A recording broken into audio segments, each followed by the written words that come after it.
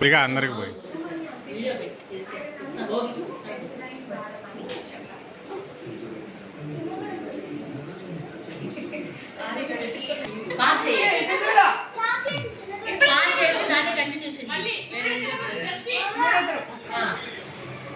అయితే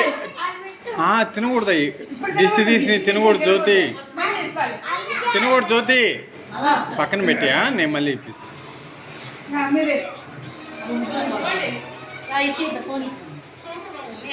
తిని ఫస్ట్ తను తిని